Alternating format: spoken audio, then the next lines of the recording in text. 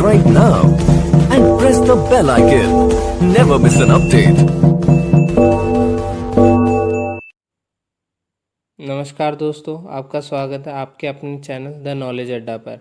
आज हम इस लेसन में प्राकृतिक विभाजन के बारे में पढ़ेंगे।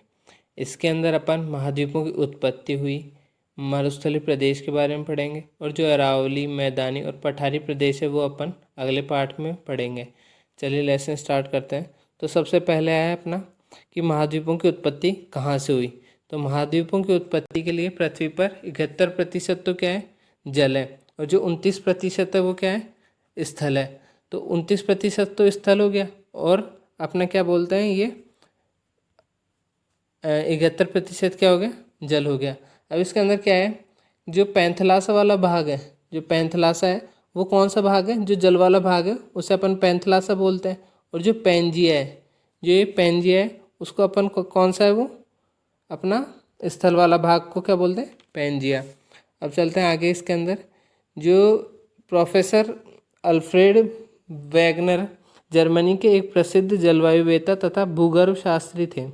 वह उनका मानना था जो कार्बोनिफेरस युग में समस्त स्थल भाग आपस में एक पिंड के रूप में संलग्न एक साथ था। पूरा जो स्थल वाला भाग था वो एक साथ था और इसके चारों तरफ अपने जल वाला भाग था। चारों तरफ जल वाला भाग है, तो ये चारों तरफ जल वाला भागों से क्या बोला जाता है, पैंथलासा कहा जाता है। क्या, जो चारों तरफ जल वाला भाग है उसे क्या कहा जाता है, पैंथलासा के रूप में जाना जाता है। तो पैंथलासा के रूप में जाना जाता है। तो पैंथलासा कौन सा है, ये चारों तरफ, जो ये चारों तरफ है अपने, उसको क्या बोलते हैं, पैंथलासा। और जो बीच बीच में जो जो थल वाला भाग है उसे तो बोलते हैं पैंजिया, और जो पानी वाला भाग है, जल वाला भाग है, उसे क्या बोलते हैं, पैंथलासा।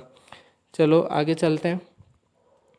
अब देखो पैंजिया के भी दो भाग कर दिए आगे। क्या बोलते हैं, पैंजिया के भी दो भाग कर दिए। कौन कौन से, पैंजिया का उत्तरी भाग लोरेशिया, लोरेशिया को क्या बोलते हैं, अंगारा लैंड। क्या, लोरेशिया को क्या बोलते हैं अपन, अंगारा लैंड बोलते हैं। तथा दक्षिणी भाग गोंडवाना लैंड को प्रदर्शित करता था। ये जो दक्षिणी भाग है, ये तो चारों साइड तो क्या हो गया अपना पैंथलासा। उत्तर में हो गया अपना अंगारा लैंड और दक्षिण में कौन सा हो गया, गोंडवाना लैंड। आगे चल इसका विभाजन हुआ और विभाजन होने के कारण महासागर और महाद्वीपों का वर्तमान स्वरूप प्राप्त हुआ। आगे चलते हैं अपन। अब है अंगारा लैंड। अंगारा लैंड में क्या है, पैंजिया का उत्तरी भाग, जिससे उत्तरी अमेरिका, यूरोप और उत्तरी एशिया का निर्माण हुआ है। अगर अवशेष कौन से मिले अंगारा लैंड के, अफ्रीका में पाए जाते हैं कालारी मरुस्थल। अगर गोंडवाना लैंड की बात करें तो पैंजिया का दक्षिणी भाग, जिससे दक्षिणी अमेरिका, अफ्रीका, दक्षिण एशिया, ऑस्ट्रेलिया तथा अंटार्कटिका का निर्माण हुआ है। अवशेषों की बात करें तो पर्वतीय चट्टानें, पठार, हिमालय आदि ये गोंडवाना लैंड के अवशेष है। अगर बात करते हैं अपन अब तैतीस सागर की, तो तैतीस सागर क्या है, एक भूसन्नति है जो अंगारा लैंड व गोंडवाना लैंड के मध्य स्थित है। ये अभी अपन ने फिगर में देखा था, एक बार एक्सप्लेन कर देते हैं। तैतीस सागर कहाँ पर है, ये तैतीस सागर कहाँ पर है, उत्तर में कौन सा है अपना अंगारा लैंड और दक्षिण में कौन सा है, गोंडवाना लैंड। तो इन दोनों के जो मध्य स्थित है उसे क्या बोलते हैं, तैतीस सागर। क्या, तैतीस सागर। अब आगे चलते हैं अपने। अब देखते हैं राजस्थान का निर्माण कैसे हुआ है। तो अपन ने तैतीस सागर देख लिया। हाँ, तो राजस्थान का निर्माण क्या है, राजस्थान का निर्माण गोंडवाना लैंड और तैतीस सागर से हुआ है। किससे, गोंडवाना लैंड और तैतीस सागर से। क्यों, अंगारा लैंड तो किधर था अपना, उत्तरी पेंजिया में आता था। अभी गोंडवाना लैंड किस में, दक्षिणी पेंजिया में, और वहीं पे दक्षिणी एशिया भी इसी के अंदर आता था। तो इसके अंदर ही कौन सा आ गया, राजस्थान भी यहीं पे आएगा। भारत भी इसी में आएगा और राजस्थान भी इसी में आएगा। अब बात करते हैं अरावली। गोंडवाना लैंड में कौन कौन से आते हैं, अरावली और हड़ौती।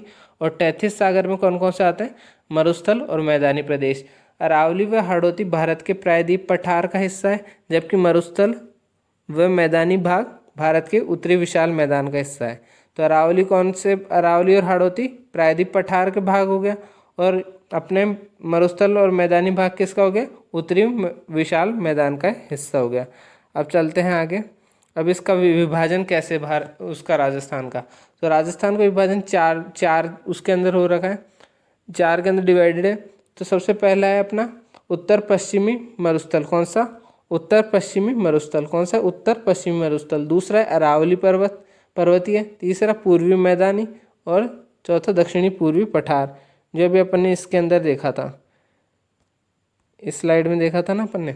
ये मरुस्थल, मैदान, अरावली, हाड़ौती, ये इसके 4 प्रकार हैं। तो 2 जगह तो क्या मिलता है अपन को, इसके अपने 33 सागर मिलते हैं। कहाँ मिलते हैं 33 सागर? 33 सागर मिलता है अपन को उत्तर पश्चिमी मरुस्थल के अंदर और पूर्वी मैदान के अंदर, ये 33 सागर के अंश है। और अरावली पर्वत और ये अपना दक्षिण पूर्वी पठार, ये गोंडवाना के अंश है। ठीक है, अब देखते हैं अपन अगर क्षेत्रफल की बात करें तो उत्तर पश्चिमी मरुस्थल का क्षेत्रफल 61.11% और अरावली पर्वतीय का प्रदेश का लगभग 9%, पूर्वी मैदान का लगभग 23% और दक्षिण पूर्वी पठार का 6.89%। अगर जिलों की बात करें तो उत्तर पश्चिमी के अंदर 12 जिले आते हैं, अगर अरावली पर्वतीय के अंदर 13 जिले आते हैं, पूर्वी मैदान के अंदर बात करें तो अपने 10 जिले आते हैं और दक्षिणी पूर्वी पठार के अंदर बात करें तो 7 जिले आते हैं। अगर अपन जनसंख्या की दृष्टि से देखें तो उत्तरी पश्चिमी मरुस्थल के अंदर 40% जनसंख्या निवास करती है। अरावली पर्वतीय क्षेत्र के अंदर लगभग 10% जनसंख्या निवास करती है। अगर पूर्वी मैदानी क्षेत्र 39% जनसंख्या निवास करती है और दक्षिण पूर्वी पठारी की बात करें तो लगभग 11% जनसंख्या निवास करती है। अगला है अपना, इसके अंदर देखते हैं अपन उत्तर पश्चिमी मरुस्थलीय प्रदेश। जो अपने बाकी के तीनों हैं, कौन कौन से, अरावली, पूर्वी मैदान और दक्षिण पूर्वी पठार, वो अगले लेसन में देखेंगे। इस लेसन में अपन पढ़ेंगे उत्तर पश्चिमी मरुस्थल के बारे में, पूरा पढ़ लेंगे इसके अंदर। चलो स्टार्ट करते हैं। उत्तर पश्चिमी मरुस्थलीय प्रदेश, तो ये 33 सागर का अवशेष है जो मैं बता चुका हूँ। क्या ये 33 सागर का अवशेष है, ये मैं बता चुका हूँ। और ये मरुस्थल ग्रेट पैलियो आर्कटिक अफ्रीका मरुस्थल का ही एक भाग है। क्वेश्चन आ सकता है कि ये कौन से अफ्रीका मरुस्थल का भाग है, तो ये ग्रेट पैलियो आर्कटिक अफ्रीका मरुस्थल का भाग है। ठीक है, ये जो पश्चिमी एशिया के फिलिस्तीन, अरब एवं ईरान होता हुआ भारत का तक विस्तृत हो गया है। अब आगे चलते हैं अपन इसी के अंदर। तो देखो कौन से 12 जिले इसके अंदर आते हैं, कितने 12 जिले इसके अंदर आते हैं। तो 12 जिले कौन कौन से हैं, तो 12 जिले देखो, जैसलमेर हुआ, इधर है जैसलमेर, जोधपुर, श्रीगंगानगर, नागौर, चूरू, सीकर, बाड़मेर, बीकानेर, हनुमानगढ़, जालोर, झुंझुनू, पाली जिले के पश्चिमी भाग, पाली जिले का पश्चिमी भाग इसके अंदर आते हैं। जो मतलब ये पश्चिमी भाग वाले ये वाले ज़िले हैं, ये किसके अंदर आते हैं, अपने उत्तर पश्चिमी मरुस्थलीय प्रदेश। अब ये भी 2 के अंदर डिवाइडेड है, किसके अंदर, ये भी 2 के अंदर डिवाइडेड है, एक तो शुष्क प्रदेश और एक अर्ध शुष्क प्रदेश, वो आगे समझाएंगे। तो कितने जिले हैं इसके अंदर, अभी 12 जिले हैं। तो कितने, जो रेगिस्तानी 12 जिले हैं वो इसके अंदर किसके अंदर आते हैं, उत्तर पश्चिमी मरुस्थलीय प्रदेश के अंदर आते हैं। अब देखते हैं आगे। अब पूछा जाता है कि भाई ढाल कैसा है, तो ढाल कैसा है इसका, अपना पूर्व से तो पश्चिम की तरफ तथा और उत्तर से दक्षिण की ओर। तो कैसा है इसका ढाल, ऐसा है। कैसे, ये अपन जैसे देखो, एक दोबारा बनाता हूँ, दूसरा कलर लेते हैं इसके अंदर। देखो तो इसके अंदर देखो ये वाला ढाल है इसके अंदर, कैसा, ऐसा ढाल है इसके अंदर, कैसा, पूर्व से तो पश्चिम की तरफ आ गया, पूर्व से तो पश्चिम की तरफ आ गया और उत्तर से दक्षिण की तरफ आ गया। तो ये ऐसा ढाल है किसका, उत्तरी पश्चिमी मरुस्थलीय प्रदेश का। और राज्य के कुल क्षेत्रफल का लगभग 61% भाग, 61.11% अपन ने देखा था उस टेबल में, तो 61% भाग उत्तर पश्चिमी मरुस्थलीय प्रदेश भाग में आता है। यह प्रदेश उत्तर पश्चिम से दक्षिण पूर्व में, अगर बात करें लंबाई, तो इसकी लंबाई कितनी है, 640 किलोमीटर, और पूर्व से पश्चिम की ओर इसकी चौड़ाई कितनी है, 300 किलोमीटर ये चौड़ा है। और राज्य की कुल जनसंख्या का 40% भाग इसमें निवास करता है, जो अब मैंने टेबल के अंदर आपको बता दिया था। अब आगे चलते हैं इसके अंदर। उत्तर पश्चिमी मरुस्थलीय प्रदेश की जो वर्षा है, जो देखो 2 बताए थे मैंने कि 2 भाग होंगे, तो 2 भाग कौन कौन से, एक तो शुष्क है और एक अर्ध शुष्क है। तो शुष्क वाला कौन सा है, जो ये वाला भाग है जो बिल्कुल ब्लैंक है ना, जो वो वाला भाग क्या है अपना, शुष्क है। अगर बात करें अपन किसकी, अर्ध शुष्क की, तो अर्ध शुष्क की कौन से आ गए, ये वाले, जालोर हुआ, इधर से स्टार्ट है ये वाला, चूरू है ना, तो ये वाले सीकर, तो इसके अंदर कौन से, ये अर्ध शुष्क के अंदर आते हैं। ठीक है, तो आगे चलते हैं अपन, कहाँ थे, हाँ, तो अपने देखो जो वर्षा है जो शुष्क के अंदर होती है कितनी, 0 से 25 सेंटीमीटर, और अर्ध शुष्क के अंदर होती है कितनी, 25 से 50 सेंटीमीटर। वर्षा का वार्षिक औसत औसत की बात करें तो 20 से 50 सेंटीमीटर है। और अरावली की वृष्टि छाया होने के कारण दक्षिणी पश्चिमी मानसून या अरब सागर व बंगाल की खाड़ी का मानसून यहाँ वर्षा वर्षा बहुत कम करता है। आगे है अपना अभी इसी के अंदर कि यहाँ पे कम वर्षा के कारण इसे शुष्क बालू का मैदान भी कहते हैं। जलवायु की बात करें तो शुष्क व अत्यधिक विषम है। अगर मिट्टी की बात करें कि कैसी मिट्टी पाई जाती है यहाँ पर, तो रेतीली और बलुई मिट्टी यहाँ पर उत्तरी पश्चिमी मरुस्थलीय प्रदेश में पाई जाती है। और रेत के विशाल बालू का स्तूप इस भूभाग की प्रमुख विशेषता है। तो यहाँ पर बड़े बड़े सैंड ड्यून्स बनते हैं, क्या बड़े बड़े बालू का स्तूप यहाँ पर अपन को देखने को मिलते हैं। आगे है अपना कि फसलें कौन कौन सी होती हैं। तो जो मुख्य फसलें यहाँ पर कौन कौन सी होती है, बाजरा, मोठ व ग्वार या दलहन, आप जो भी बोल लो। वनस्पति की बात करें तो बबूल, फोग, खेजड़ा, कैर, बेर व सेवन घास आदि। सेवन घास अपन को सवाई माधोपुर में भी देखने को मिलती है। अगर बात करें अपन इंदिरा गांधी नहर की, तो इस क्षेत्र की यह मुख्य नहर व जीवन रेखा है। और नहर आने के बाद में क्या हुआ है, ये अन्य फसलें भी यहाँ पर होने लगी है। और अगर बात करें नहर की, तो ये राजस्थान की जीवन रेखा भी इसे कहा जाता है, मरुगंगा भी इसे राजस्थान की कहा जाता है। और इसका उद्घाटन कब हुआ था, 31 मार्च 1958 को।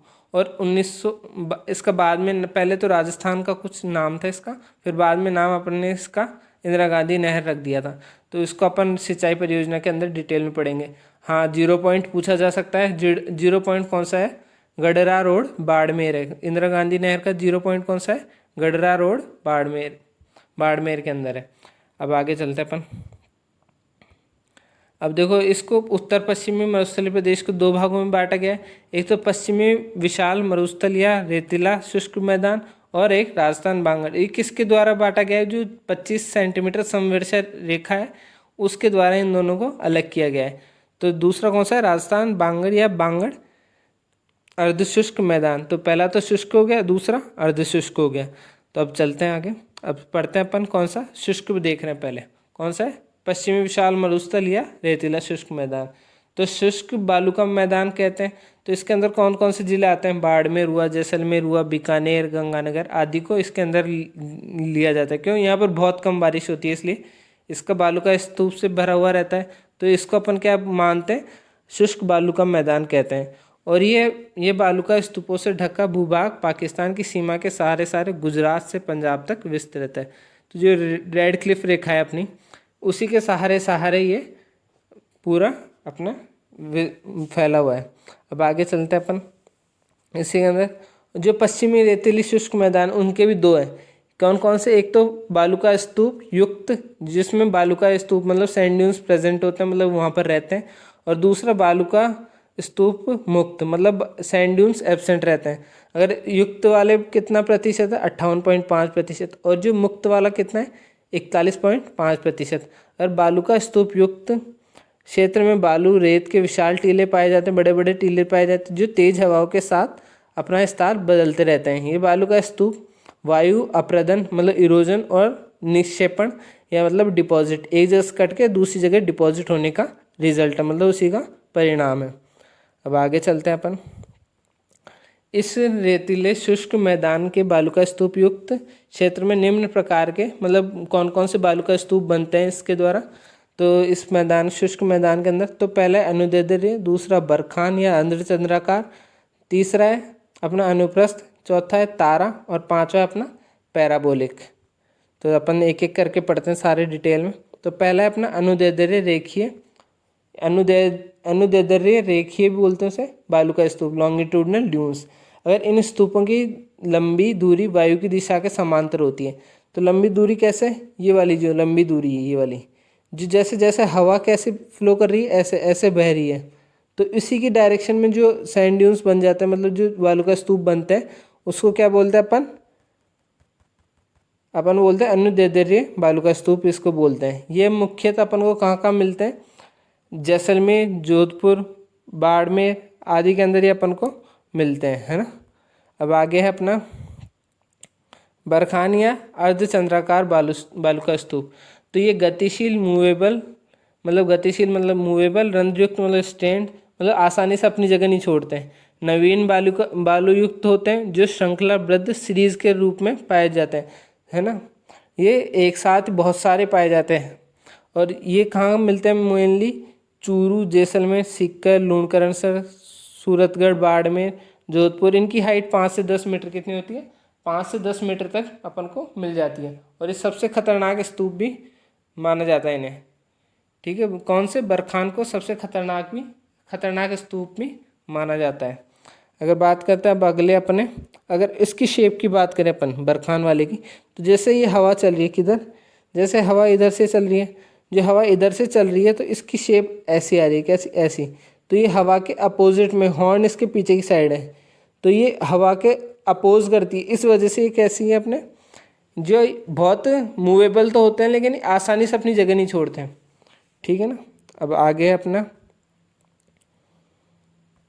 अनुप्रस्थ बालू का स्तूप। ये ट्रांसवर्स ड्यून्स होते हैं। जो अपने लॉन्गिट्यूडनल थे वो तो हवा के बिल्कुल बराबर बनते थे, मतलब पैरेलली समांतर बनते थे। और जो ये बालू का स्तूप है ये समकोण बनते हैं, मतलब 90 डिग्री पे बनते हैं। तो ये जैसे हवा इधर से चल रही है तो ये ऐसे बनेंगे। और वो अपने अनुदैर्ध्य कैसे थे? वो हवा यूँ चल रही है तो वो यूँ ही बन रहे थे, वो अनुदैर्ध्य थे। और ये कौन से अपने बालू का स्तूप? कौन से? अनुप्रस्थ। अनुप्रस्थ में क्या? ट्रांसवर्स ड्यून्स बोलते हैं। तो ये बालू का स्तूप कैसे बनते हैं? ऐसे बनते हैं। जैसे हवा इधर से फ्लो कर रही है तो ये इधर से ऐसे बनेंगे। चलो आगे चलते हैं अपन। हाँ, ये कहाँ कहाँ मिलते हैं? तो बीकानेर हुआ, दक्षिण गंगानगर हुआ, हनुमानगढ़ हुआ, चूरू, सूरतगढ़, झुंझुनू आदि क्षेत्रों में ये अपन को पाए जाते हैं। अगला है अपना तारा बालू का स्तूप। ये तारा का बालू का स्तूप में क्या होता है? अनियत पवनों के क्षेत्र में होता है। अनियत वाही पवनों के क्षेत्र में। अब अनियत वाही पवनें कौन सी होती हैं? जो एक दिशा में नहीं चलती बल्कि समय के साथ बदलती रहती है। जैसे विद रेस्पेक्ट टू टाइम, थोड़े थोड़े टाइम के अंदर ये बदलती रहती है, तो इन्हें अनियत वाही पवनें कहा जाता है। तो अनियत वाही पवनें अब जैसे इधर से आई, थोड़ी देर इधर से बही, फिर इधर से बही, तो मतलब इसने तारे की जैसी शेप ले ली, तो इसको क्या बोल दिया अपने? तारा बालू का स्तूप। ये कहाँ पाए जाते हैं? मोहनगढ़ हुआ, पोखरण, जैसलमेर में, सूरतगढ़, गंगानगर के अंदर ये सबसे ज़्यादा पाए जाते हैं। अगला है अपना पैराबोलिक बालू का स्तूप। ये बरखान के विपरीत होते हैं। बरखान के अंदर तो क्या था? जैसे हवा चल रही है, हवा के जस्ट उसके अपोजिट साइड में बनते थे। तो अगर अपन बात करें कि इसमें बरखान कैसे होगा, बरखान के अंदर हवा कैसे चलेगी? ऐसी चलेगी। कैसे? ऐसी चलेगी, इस साइड से चलेगी यूँ। अगर बात करें अपन, और जो पैराबोलिक है, पैराबोलिक में क्या है? हवा इस साइड से चल रही है और इसका मुंह भी इधर से खुला हुआ है, तो ये इजीली अवेलेबल हो जाते हैं हर अपन को, हर जिले के, मतलब हर मरुस्थलीय प्रदेश के अंदर ये लगभग आपको मिल जाएंगे। तो ये बालू का स्तूप राजस्थान में सबसे अधिक पाए जाते हैं। मतलब ये सबसे अधिक अपन को कौन से बालू का स्तूप पाए जाते हैं? तो क्वेश्चन आता है तो पैराबोलिक। कौन से? पैराबोलिक बालू का स्तूप अपन को सबसे ज़्यादा राजस्थान में पाए जाते हैं। ठीक है, चलो आगे चलते हैं। अब है अपना राजस्थान बांगड़ या अर्धशुष्क मैदान। अब ये पूर्व में 50 सेंटीमीटर व पश्चिम से 25 सेंटीमीटर समवर्षा द्वारा सीमांकित किया गया क्षेत्र है। इसके उत्तर में तो आता है घग्गर का मैदान, उत्तर पूर्व में आता है शेखावाटी का आंतरिक जल प्रवाह क्षेत्र, दक्षिण पूर्व में आता है लूणी नदी बेसिन, और मध्यवर्ती भाग में आता है नागौरी उच्च भूमि। जो मैं बता देता हूँ एक बार आपको, अभी आएगा उसके अंदर बता देंगे, अभी मैप आएगा। देखो, अब देखो जैसे मैं बोल रहा था कौन सा उत्तर के अंदर, तो अपना कौन सा आ गया? घग्गर का मैदान, घग्गर का क्षेत्र। अगर लूणी बेसिन यहाँ पर आ गया, नागौर क्षेत्र यहाँ पर आ गया, और शेखावाटी चूरू सीकर की साइड अपने शेखावाटी क्षेत्र पड़ता है, तो वहाँ अपना शेखावाटी क्षेत्र आ गया। तो अब चलो घग्गर का मैदान स्टार्ट करते हैं। तो घग्गर के मैदान की बात करें तो अपन, तो घग्गर के मैदान क्या है? अर्धशुष्क प्रदेश के उत्तरी भाग में स्थित है। ये क्या है? उत्तरी भाग में स्थित है। और इसके निर्माण मुख्यतः घग्गर, वैदिक, सरस्वती, सतलज एवं चौतांग नदियों की जलोढ़ मिट्टी से हुआ है। कौन सी? जलोढ़ मिट्टी से ही इसका यहाँ पर वो बनाई है अपना घग्गर का मैदान। यहाँ पर चिकनी व उपजाऊ मिट्टी है यहाँ पर। यह मुख्य हनुमानगढ़ एवं गंगानगर जिलों में विस्तृत है। ये कहाँ कहाँ है? अपन को कहाँ कहाँ मिलता है? अपन को घग्गर का क्षेत्र, घग्गर मैदान, ये अपन को मिलता है अपन को हनुमानगढ़ और गंगानगर के जिलों में ये फैला हुआ मिलता है। अब बात करते हैं आगे। घग्गर के मैदान की। तो इसमें घग्गर नदी प्रवाहित करती है, उसे अपन क्या बोलते हैं, डेड रिवर भी बोलते हैं। किसे? घग्गर नदी को अपन जो मृत नदी के नाम से भी, डेड रिवर के नाम से भी जाना जाती है। जब बारिश के टाइम में इसमें कई बार क्या आ जाती है, बाढ़ आ जाती है, जिसकी वजह से हनुमानगढ़ जिला है ना जलमग्न हो जाता है। और ये नदी भटनेर के पास रेगिस्तान में लगभग लुप्त हो जाती है। भटनेर कहाँ पर है? भटनेर भी हनुमानगढ़ में, और ये वहीं पे लुप्त हो जाती है। अब आगे चलते हैं अपन। अगला है अपना लूणी बेसिन या गोडवाड़ क्षेत्र। अगर लूणी बेसिन की बात करें तो लूणी बेसिन कहाँ पर है अपने? ये अपने दक्षिण की साइड में है, राजस्थान के दक्षिण के साइड में, तो पश्चिमी दक्षिण की साइड में बोलेंगे, तो दक्षिण पश्चिमी में है। तो लूणी एवं उसकी सहायक नदियों के इस अपवास क्षेत्र को गढ़वाल प्रदेश कहते हैं। इसमें जोधपुर हुआ, जालौर हुआ, पाली एवं सिरोही क्षेत्र शामिल है। कौन कौन से? जोधपुर, जालौर, पाली एवं सिरोही क्षेत्र इसके अंदर शामिल है। अगर बात करते हैं आगे इसी के अंदर, तो इस क्षेत्र में जालौर की सिवाना की पहाड़ी स्थित है, जो ग्रेनाइट के लिए प्रसिद्ध है। कौन सी? अपनी जालौर सिवाना की पहाड़ियाँ। कौन सी? सिवाना की पहाड़ी यहाँ पर है, जो किसके लिए प्रसिद्ध है? ग्रेनाइट के लिए प्रसिद्ध है। और इस क्षेत्र में जसवंत सागर, सरदार संबंध, हेमावास एवं नया गांव आदि बांध इसके अंदर अपने उपस्थित है।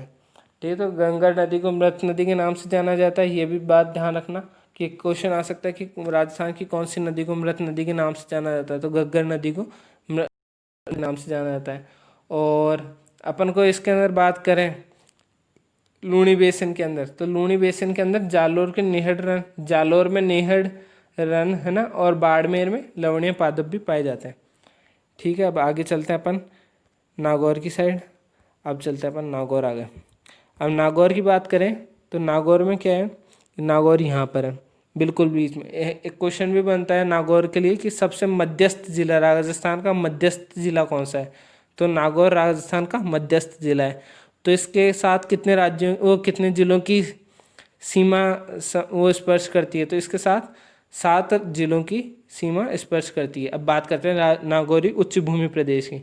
तो राजस्थानी बागड़ प्रदेश में मध्यवर्ती भाग को नागौर उच्च भूमि कहते हैं, जो मध्यवर्ती मतलब बीच में है। और इस क्षेत्र में नमक युक्त झीलें, अंतःप्रवाह जलक्रम, प्राचीन चट्टानें एवं ऊंचा नीचा धरातल मौजूद है।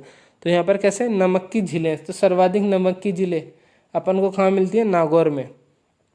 आ सकता है कि नागौरी उच्च भूमि प्रदेश के अंदर सर्वाधिक कौन सी मिलती है अपन को? खारे पानी की झीलें मिलती हैं। और ये बताई दिए कि राजस्थान का मध्यस्थ जिला है। अब आगे चलते हैं इसके अंदर। इस क्षेत्र में कौन कौन सी मतलब झीलें हैं, तो इस क्षेत्र में डीडवाना हुई अपनी, कुचामन हुई, सांभर, नावा आदि खारे पानी की झीलें, यहाँ नमक उत्पादित होता है, तो यहाँ पर नमक बनता है। आगे अपन चलते हैं शेखावाटी के अंदर। तो शेखावाटी की बात करें तो चूरू हुआ, सिक्कर हुआ, इस क्षेत्र के अंदर अपन को क्या मिलते हैं? शेखावाटी। झुंझुनू भी है, नागौर का कुछ भाग इसके अंदर आता है। तो बांगड़ प्रदेश के इस भूभाग को चूरू, सिक्कर, झुंझुनू, नागौर का कुछ भाग इसके अंदर आता है। तो ये शेखावाटी अपना ही हो गया उत्तर की साइड में, है ना, अरावली से जस्ट पश्चिम में। इसके उत्तर में घग्गर का मैदान तथा पूर्व में अरावली पर्वत श्रृंखला है। तो अगर उत्तर की बात करें इसके, तो कौन सा घग्गर का क्षेत्र है। और अगर अरावली के पश्चिम में जाएं तथा इसके अरावली के पश्चिम में जाएं तो क्या है अपना शेखावाटी क्षेत्र है। तो ये पश्चिम में कहाँ तक है? 25 सेंटीमीटर समवर्ष रेखा का है। अब आगे बात करते अपने शेखावाटी की। तो इस प्रदेश में सभी नदियाँ कांतली, मेथा, रूपनगढ़, खारी आदि आंतरिक जल प्रवाह की नदियाँ जो वर्षा ऋतु में इस भाग में बहकर या तो किसी झील में मिल जाती हैं या फिर मैदानी भाग में विलुप्त हो जाती है। तो कौन कौन सी नदियाँ? कांतली हुई, अपने क्या बोलते हैं मेंथा हुई, रूपनगढ़ हुई, खारी हुई, ये सारी जल प्रवाह की नदियाँ जो वर्षा ऋतु में इस भाग से में बहती है और किसी झील में मिल जाती है या मैदानी भाग में विलुप्त हो जाती है। अब बात करते हैं इसी के अंदर अपन शेखावाटी के अंदर। तो जोहड़ इसके अंदर अपन को शेखावाटी के अंदर जोहड़ पाए जाते थे। तो ये जोहड़ क्या होते हैं? जोहड़ होते हैं पानी के कच्चे कुएँ, क्या पानी के कच्चे कुएँ। और एक होते हैं सर भी यहाँ पर अपन को ज़्यादातर पाए जाते हैं शेखावाटी क्षेत्र में। तो ये कौन से होते हैं? मानसून के दौरान बनने वाले तालाब। कौन से? मानसून के दौरान बनने वाले तालाब को। और बीड़ तो अपन कहीं पे भी चल जाओ तो झुंझुनू में सबसे ज़्यादा बीड़ है, तो वो कौन सा है? चारागाह भूमि को क्या बोलते हैं अपन? बीड़ बोलते हैं। अब चलते हैं आगे। अब इसके अंदर अपन देखते हैं मरुस्थल से संबंधित महत्वपूर्ण बिंदु, जो जो कई कई टर्म्स हैं जो बहुत काम की है, उनसे भी क्वेश्चन बन जाते हैं। तो खड़ीन क्या है? खड़ीन उत्तरी जैसलमेर में बनी प्लाय झीलों को कहा जाता है। ये निम्न कगारों से घिरी होती है। तो ये कैसी होती हैं? जैसे अभी ढलान है, तो ढलान में दोनों साइड तो क्या हो गए अपने मिट्टी की दीवारें, और आगे थोड़ा सा उठा दिया जाता है ताकि पानी भरा जा सके, तो उसको खड़ीन बोलते हैं। तो खड़ीन में क्या हो गया? प्लाय झीलों को कहा जाता है। ठीक है, तो ये हो गया अपने खड़ीन के बारे में। और खड़ीन के बारे में एक और फैक्ट है कि ये जैसलमेर के पालीवाल ब्राह्मणों द्वारा विकसित झीलें, मतलब जल संचयन पद्धति है। मतलब यहाँ पर पानी जो इकट्ठा होता है ये किसके द्वारा? पालीवाल ब्राह्मणों द्वारा विकसित है। अब बात करते हैं अपने थली की। तो थली की बात करें तो मरुस्थली का ऊपरी भाग, जो मरुस्थल का ऊपरी भाग है उसे बोलते हैं उच्च भाग हुआ। तो गंगानगर हनुमानगढ़ को थली बोलते हैं। अगर तल्ली की बात करें तो तल्ली में होता है अपना दक्षिण भाग, तो निम्न भूमि या निम्न भाग। तो कौन सा होंगे अपना? बाड़मेर और जालौर। अगर धोरे की बात करें तो रेगिस्तान में रेत के विशाल लहरदार टीले। जो धोरे कौन से होते? जो बड़े बड़े टीले होते हैं लहरदार। कौन से? लहरदार, टीले नहीं, लहरदार टीले। अब क्वेश्चन आ जाए कि विशाल वो धोरे कौन से होते हैं, कि रेगिस्तान में रेत के टीले, विशाल लहरदार टीले। तो आपको ध्यान रखना, तो विशाल भी होंगे और लहरदार टीले भी होंगे। अब अगला पॉइंट्स अपने हम्माद कौन सा होता है? चट्टानी मरुस्थल को हम्माद कहते हैं। अगर रेगिस्तानी मार्च की बात करें तो ये अपना ये रेगिस्तान क्या है? धीरे धीरे बढ़ रहा है। तो ये बढ़ किस साइड रहा है? हरियाणा में सर्वाधिक बढ़ रहा है। और इसका योगदान क्या है? बरखान क्या होता है? बरखान अपने बालू का स्तूप है, उसके द्वारा ये सबसे ज़्यादा बढ़ रहा है। अब बात करते हैं रेग क्या है? पथरीले मरुस्थलों को कहते हैं। किसको? पथरीले मरुस्थलों को रेग कहते हैं। और ये सर्वाधिक कहाँ मिलते हैं अपन को? रेवासा सीकर के अंदर और पोखरण जैसलमेर के अंदर। अगर बात करें धरियन क्या है? जैसलमेर के आबादी रहित इलाके में स्थानांतरित बालू का स्तूप। जो अपने आबादी रहित इलाका है वहाँ का स्थानांतरित बालू का स्तूप को क्या बोलते हैं अपन? धरियन बोलते हैं। आगे एग्जाम पॉइंट ऑफ व्यू से ये बहुत इंपॉर्टेंट स्लाइड है, तो इसको ध्यान से देख लो। ये जो टाट और रन क्या होते हैं? बालिका स्तूपों के बीच की निम्न भूमि में जल के भर जाने से बनी अस्थायी झीलें व दलदली भूमि को अपन क्या बोलते हैं? टाट या रन, है ना। तो कौन सी? अस्थायी झीलें या फिर दलदली भूमि। तो सर्वाधिक कहाँ पर होते हैं? जैसलमेर के अंदर। जैसलमेर में दलदली भूमि होती है और अस्थायी झीलें होती हैं, उनको क्या बोलते हैं? टाट रन। तो ये कहाँ कहाँ मिलती है? ज़्यादातर भाखरी में, अपना पोखरण में, और जोधपुर के अंदर भाप, बाड़मेर के अंदर थोप, और चूरू के अंदर थाल चापर व परिहारा के अंदर।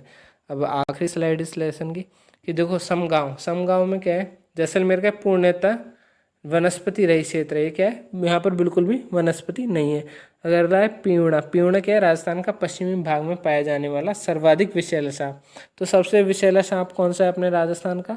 ये अपना पीवड़ा। ये इसका रंग कैसा होता है? पीला होता है। अभी क्या होता है? मिट्टी के मतलब रेगिस्तान के अंदर ये अपने आप को वाइब्रेट करके उसके अंदर धंस जाता है। तो ये वैसा वाला सांप है पीवड़ा।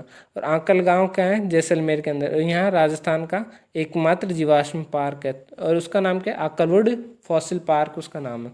तो ये कहाँ पर है? अपना आंकल गांव के अंदर है। आंकल क्या है? गांव है। तो वहाँ से पढ़ के आंकल, वुड से मतलब लकड़ी वकड़ी, और जीवाश्म मतलब इनका, और फॉसिल मतलब जीवाश्म, और फिर पार्क। तो ये ऐसे पढ़ के आंकल गाँव के अंदर अपना कौन सा? जैसलमेर के अंदर आंकलवुड फॉसिल पार्क है। अगर आपने अभी तक वीडियो लाइक नहीं किया तो लाइक ज़रूर कर दें, कमेंट करें, अपने दोस्तों के साथ शेयर कर दें। जो भी कॉम्पिटिटिव एग्ज़ाम की तैयारी कर रहा है, आरपीएससी हुआ, अपना जेईएन हुआ, या फिर पटवारी, कोई भी XYZ जो भी राजस्थान से रिलेटेड तैयारी कर रहा है, उसके लिए बहुत यूज़फुल है।